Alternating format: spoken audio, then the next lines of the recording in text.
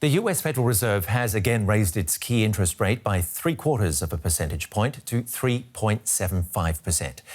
It's the latest in a stream of aggressive rates hikes aimed at bringing inflation under control. US prices are rising at a rate not seen since the 1980s. Fed Chairman Jerome Powell says even more rate hikes are likely, and that will take its toll on economic growth. European shares reacted negatively to the news. We can talk to Holger Schmieding about that. He's chief economist at Berenberg Economics. We already knew the Fed would raise rates. We already knew a recession is round the corner. Why then are equities falling? Because the Fed said last night that it expects to raise rates by more than it had expected before that. So the Fed message was rates have to go up a bit further than initially expected, and the markets are reacting to that. Having said that, in my view, this should not have been such a great surprise, as we were anyway expecting the Fed to go to 5% rather than stopping at 4.6%, as the Fed had previously indicated in September. Central banks in Europe are also fighting inflation with rate hikes, and the cost of living crisis is said to be so much more acute in the UK, where you are. Why is that? Simply because Europe, including the UK, are heavily exposed to Russia, to the Russian gas shortage. And as a result, we have a problem in Europe the US does not have. The US has fracking. Hence, on our side of the Atlantic, the squeeze on the disposable incomes of consumers from high energy prices is much worse than in the US. In the US, we have a largely homegrown inflation. In Europe, both the Eurozone and the UK, inflation is mostly the consequence of Putin's brutal war against Ukraine.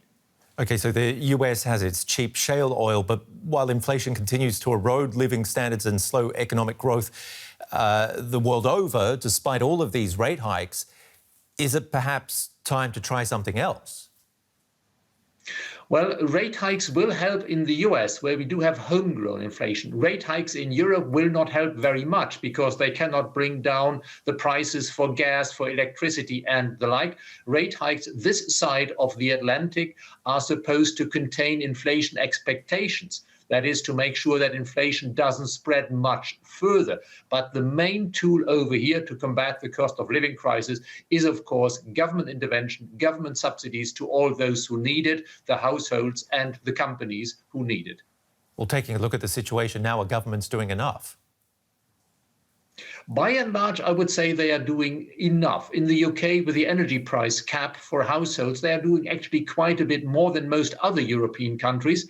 Ultimately, we cannot spare people the pain. We can just make sure that those least able to bear the pain don't have too much pain to bear. That is by and large what governments can do. Ultimately, we will probably have to run this winter recession, let it run its course. Before then, from spring onwards, it will probably get much better. Bearing the pain, not sparing the pain. You heard it from the chief economist at Berenberg Economics, Holger Schmieding. Thank you very much for your analysis on that US rate hike. You're welcome. I'm now joined by my colleague from DW Business, Cassandra Sund. Cassandra, so what's the hope here? Why is the Fed raising interest rates again? The Federal Reserve really has two goals in their mission statement, right? It's keep inflation low and ensure maximum employment. And so far, the keep inflation low part has really not been met. When you look at the three most recent months where data is available, inflation has been over 8% in July, August, and September. That's nearly 4 times the goal rate. So inflation has been a problem, and it's been a problem for over a year. So the hope here is that continuing to raise rates will slow inflation. It makes it a little bit harder for folks, normal people like you and me, but also businesses to borrow money. Let's say you're looking to make a big ticket purchase, buy a car, for example. If the interest rate to take out a loan to borrow the car is higher, you might consider delaying that purchase, or you might get a cheaper vehicle, right? And if that happens, it could slow demand. And if it slows demand, the hope is, that's everyone's hoping, is that will put pressure on sellers to possibly keep the price, the sticker price, as is, or maybe even lower it. Mm-hmm. So what's the global ramifications? This is not only important for people in the US, this has global ramifications, does That's it not? right.